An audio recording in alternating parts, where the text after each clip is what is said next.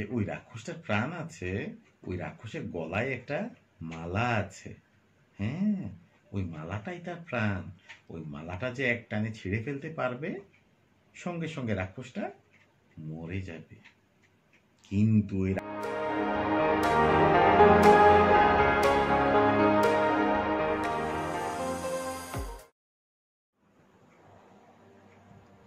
আব্বু, আজকে তুমি আমাকে কি গল্প শোনাবা? প্রতিদিন বাবা, আমি এখন চিন্তা করছি তোমাকে আসলে একটা মোবাইলে গান শোনাবো, না হলে একটা গল্প ছেড়ে দেব। কারণ তুমি এভাবে গল্প তোমাকে শোনাইতে হবে। ওকে, আমি আজকে একটা রূপকথার কাহিনী বলবো, যেখানে আছে রাজপুত্র, রাজা, রানী, রাজকন্যা, আর আছে অতিকায় বড় বড় রাক্ষস, খোকস। তুমি শুনতে চাও? আচ্ছা। তো বরাবরের মতোই এই রূপকথার গল্পটাও আমি যখন ছোট ছিলাম, ঠাকুরমার ঝুলি নামে একটা বই ছিল, সেই গল্প বই থেকে নিয়ে। আচ্ছা, তাহলে আমি শুরু করছি। তো এক দেশে, মানে সে এক বহুকাল আগের কথা, এগুলো তার এখনকার সময় হয় না, অনেক আগে প্রাগৈতিহাসিক প্রাচীন যুগে যখন রাক্ষস খোকস ছিল তখন নাকি ছিল। আচ্ছা, হ্যাঁ, তো এক দেশে ছিল এক রাজা। তখন আবার রাজাদের থাকতো দুটো বউ। তো তাদের নাম থাকতো বড় রানী, ছোট রানী, অথবা সুয়ো রানী, দুয়ো রানী। তো আমরা বড় রানী আর ছোট রানী হিসেবেই বলবো, কেমন? তো বড় রানী খুব ভালো, ছোট রানী সেও খুব ভালো। এমন নয় যে বড় রানী দুষ্টু হলে ছোট রানী ভালো হতে হবে, বা ছোট রানী দুষ্টু হলে বড় রানী ভালো হতে হবে। কিন্তু সমস্যাটা কোথায় ছিল জানো বাবা?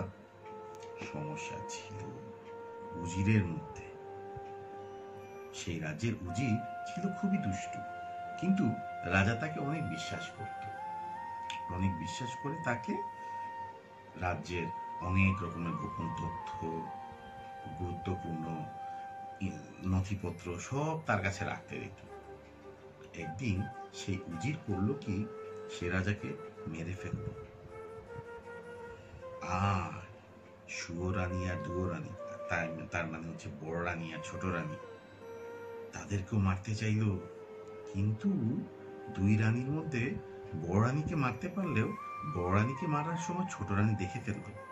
ছোট রানী তখন সেখান থেকে পালিয়ে জঙ্গলে চলে গেল। তো জঙ্গলে যেয়ে ছোট রানী ছিল সন্তান সম্ভবা, তার একটা বাচ্চা হলো। তো সে চিন্তা করলো যে বাচ্চার নাম কি দিবে। তো সে চিন্তা করে করে তার নাম দিল বিজয় কুমার। আচ্ছা, তো বিজয় কুমার জঙ্গলে থাকে, জঙ্গলের পশু পাখিদের সঙ্গে খেলে বড় হয়, আস্তে আস্তে বড় হচ্ছে। মোগলির মতো না কিন্তু। আচ্ছা, তুই মোগলি চিনো? আচ্ছা আচ্ছা, ওকে, রুডিয়ার্ড কিপলিং এর মোগলি, এটাও আমরা একদিন বলবো, তবে এটা আজকে না। আজকে আমরা সেই বিজয় কুমারের গল্প শুনবো। তো বিজয় কুমার ছিল খুবই সাহসী, আর সে যে গাছপালায় ইয়ে করতো, তারপরে হচ্ছে লাফালাফি করতো বনে বাদারে। হ্যাঁ, তারপরে দেখা যেত যে মোরগ মুরগি ধরতো। হ্যাঁ, মোরগ মুরগি ছোট হলে কি হবে, তাদের ধরা কিন্তু খুবই কষ্ট। তুমি কখনো মোরগ বা মুরগি ধরার চেষ্টা করেছো বাবা? গ্রামে ওই দিন করেছিলে না তোমার এক দিদার বাড়িতে? পারো নাই, কারণ কি, মুরগি ধরা অনেক কষ্ট বাবা। অনেকে মনে করে সোজা, আসলে সোজা না। আচ্ছা, যাই হোক, তো সেইভাবে মুরগি ধরা প্র্যাকটিস করত। তারপরে যে বিভিন্ন ফাঁদ পেতে বড় বড় পশু পাখি শিকার করত। হ্যাঁ, আর পরিশ্রম করত। সে কারণে সে আস্তে আস্তে আস্তে ধীরে ধীরে কি হলো, অনেক শক্তিশালী একটা পুরুষে পরিণত হলো যখন তার বয়স হয়েছে। আর এই সময়টায় সেই যে উজির, যে দুষ্টু উজির ছিল, সে ওই রাজাকে আর ওই বড় রানীকে মারার পরপরই নিজেকে ওই রাজ্যের রাজা ঘোষণা করলো, এবং সেও সেভাবে রাজ্য চালাতে লাগলো। কিন্তু উজির কি আর পারবে রাজার মতো রাজ্য চালাতে? অনেকটা দুঃস্বপ্নের মতো। দেখা যেত যে সেই রাজা যেরকম সুশাসন করত, মানে ভালোভাবে শাসন করত, উজি সেভাবে শাসন করতে পারতো না, কারণ তার সেই রকমের বুদ্ধি ছিল না। কিন্তু তারপরও সে কোনোভাবে জোড়াতালি দিয়ে চালাতো, আর রাজ্যের প্রজারাও মনের দুঃখে তাদের রাজার কথাই চিন্তা করত। তো উজিরের ছিল একটাই বউ, তার ছিল একটা মেয়ে। তো উজিরের, সে তো আর উজির না, সে ছিল রাজা। রাজার মেয়ে ছিল কি রাজকুমারী। তার নাম ছিল বনলতা। সেও দেখতে ভালো ছিল, সেও অনেক রকম তলোয়ার বিদ্যা শিখেছিল, ঘোড়া চড়া শিখেছিল, আঁকা আঁকি শিখেছিল, অনেক কিছু শিখেছিল। কিন্তু একবার সে এক নদীর পাড়ে যখন বেড়াতে গেল, একটা দুষ্ট রাক্ষস এসে তাকে ছো মেরে নিয়ে চলে গেল। আর রাজকন্যার সঙ্গে যারা, বনলতার সঙ্গে যারা ছিল, তারা হই হই হই করে উঠলো, এই সর্বনাশ, নিয়ে গেল নিয়ে গেল নিয়ে গেল। কিন্তু তারাও আর ধরতে পারলো না। আর রাজকন্যা বনলতার সঙ্গী যারা দেহরক্ষী ছিল, তারাও আর তীর বর্ষা এগুলো মারলো না, যদি আবার রাজকন্যার গায়ে লাগে। তো এখন কি হবে, রাজামশাইকে কিভাবে বলবে? তো তারা ভয়ে ভয়ে এসে সব খুলে বলল। রাজা তো একেবারে চিন্তায় অস্থির, বলল, কে আছে আমার রাজ্যে, যে পারবে আমার মেয়েকে এনে দিতে, তাকে আমি পুরস্কৃত করব। এটা শুনে অনেকেই এগিয়ে আসলো, কিন্তু রাজা তাদেরকে দেখে সাহস পাচ্ছে না, যে তোমরা রাক্ষসের সঙ্গে যুদ্ধ কিভাবে করবে, রাক্ষসটা কোথায় আছে, কেউ কি জানে? কেউ জানে না। তো ওই রাজ্যের জঙ্গলই তো থাকতো কে, সেই যে আগের রাজার ছেলে, ছোট বউয়ের ছেলে বিজয় কুমার। সেও ততদিনে বড় হয়ে বর্ষা চালানো, তীর চালানো, এগুলো শিখেছিল, লাঠি চালানো, তলোয়ার চালানো শিখেছিল। জঙ্গলে সে অনেক দক্ষ হয়ে গিয়েছিল পশু পাখিদের সাহচর্যে। একদিন রূপকথার গল্পের সেই যে ব্যঙ্গমার ব্যঙ্গমী, তাদের কথা শুনে ফেললো বিজয় কুমার। ব্যঙ্গমা বলছিল ব্যঙ্গমীকে, আরে ব্যঙ্গমী, তুমি কি জানো, আজকে আমি সেই রাজার কাছে গিয়েছিলাম, রাজার বাড়িতে তো সে এক বিরাট কান্নাকাটির অবস্থা চলছে। কেন? কারণ এই যে সেখানে তার মেয়েকে, রাজার মেয়েকে একটা বিশাল একটা রাক্ষস নিয়ে গিয়েছে। ব্যঙ্গমী জিজ্ঞেস করলো, কোথায় নিল গো ব্যঙ্গমা, তুমি জানো?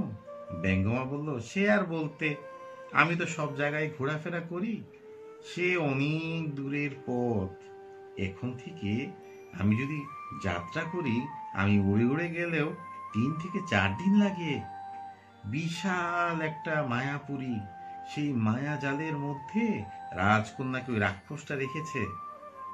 ব্যঙ্গমী বলল, তো কেউ কি আনতে পারবে না? বলল, পারবে না কেন, অবশ্যই পারবে, যদি সে রাজার ছেলে হয়, যদি সে জঙ্গলের কায়দা কানুন জানে, যদি সে তীরন্দাজি এবং তলোয়ারবাজি ভালো পারে, সুঠাম দেহের অধিকারী হয়, এবং যদি জানে যে রাক্ষসটার প্রাণ কোথায় আছে, তাহলেই সম্ভব।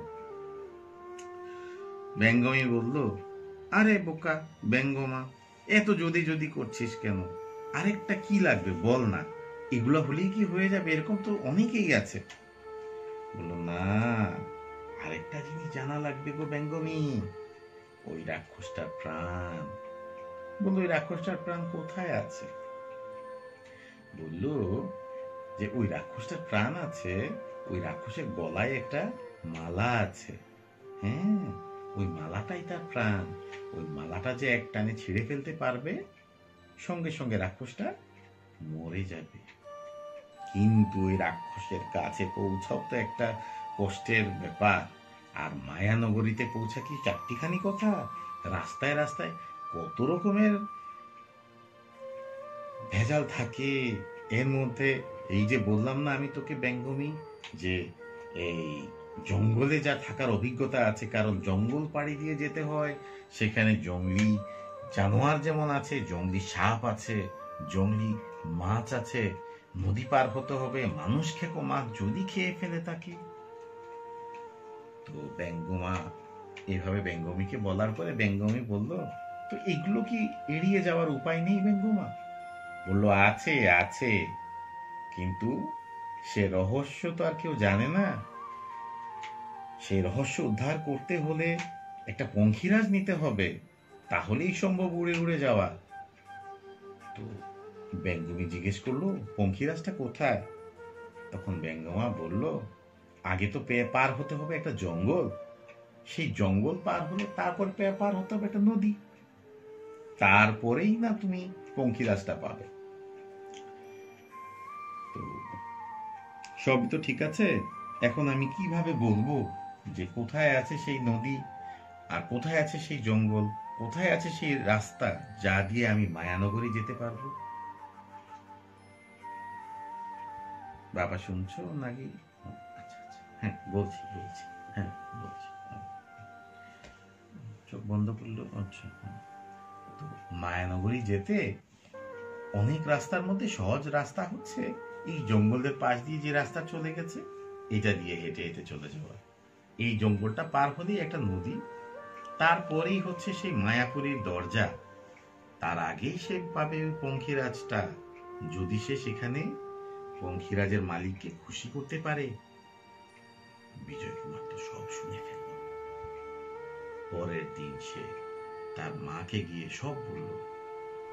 সেই যে ছোট রানী এই সব কথা শুনে বলল, নিশ্চয়ই আল্লাহ আমাদের ভালো করবেন, এর মাধ্যমে আমরা রাজাকে আমাদের রাজা বলতে সেই উজির, বেঈমান উজিরকে শায়েস্তা করার একটা মোক্ষম একটা হাতিয়ার পেয়েছে।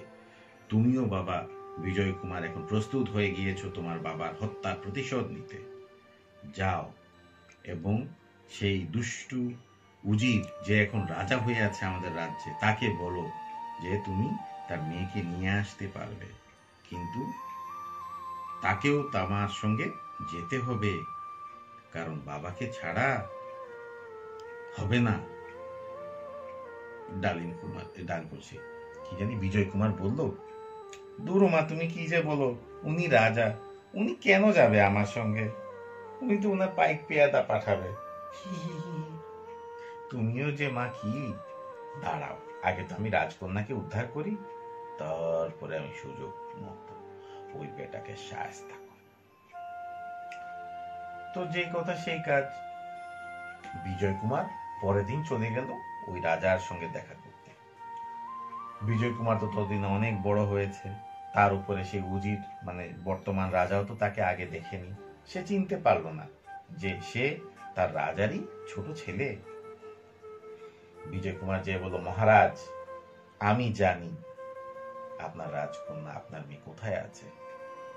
মহারাজ শুনে আনন্দিত হয়ে বলল, তাই নাকি? কেউ তো বলতে পারছে না, আমার কত পাইক পেয়াদা, বরকন্দাজ, গোয়েন্দা, পাশের রাজ্যের কত মানুষকে আমি জিজ্ঞেস করলাম, ওই রাজাও কিছু বলতে পারে না। আমার পূর্ব, পশ্চিম, উত্তর, দক্ষিণ চারপাশের সামন্ত রাজাদের আমি কত জিজ্ঞেস করলাম যে ভাই ওই রকম একটা রাক্ষস কি আছে তোমাদের দেশে, সবাই না করলো।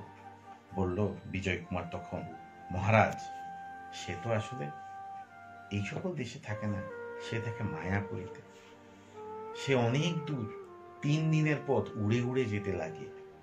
আপনি যদি আমায় অনুমতি দেন এবং আমাকে সেই ঘোষণাকৃত পুরস্কারের টাকাটা দিবেন বলেন, তাহলে আমি সেই জিনিসটা মানে আপনার রাজকন্যাকে আমি আপনার কাছে এনে দেব। আপনি কি আপনার প্রতিশ্রুতি পালন করবেন? রাজা বলল, অবশ্যই অবশ্যই।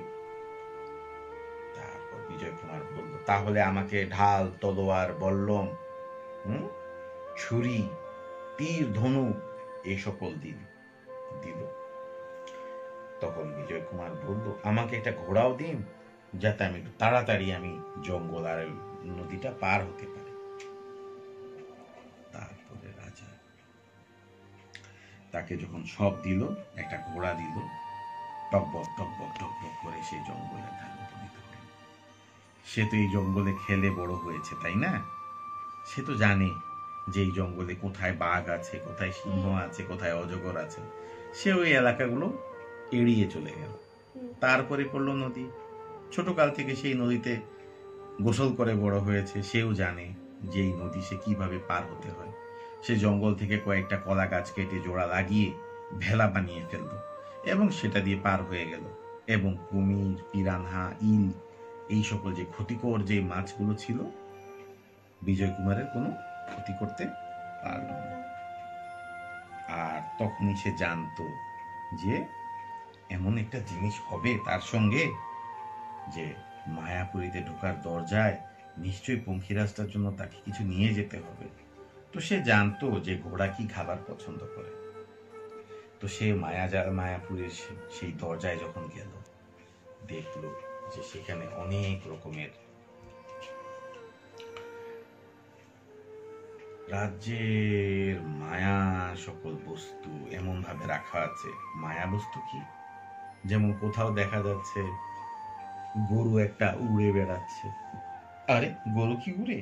না। কিন্তু মায়ানগরী তো, সেখানে দেখা যাচ্ছে গরুর মধ্যে পাখনা লেগে আছে। কোথাও দেখা যাচ্ছে বাঘ ঘাস খাচ্ছে। বাঘ কি ঘাস খায়? না। বাঘ মাংস খায়। হরিণ মাংস খাচ্ছে বাঘের।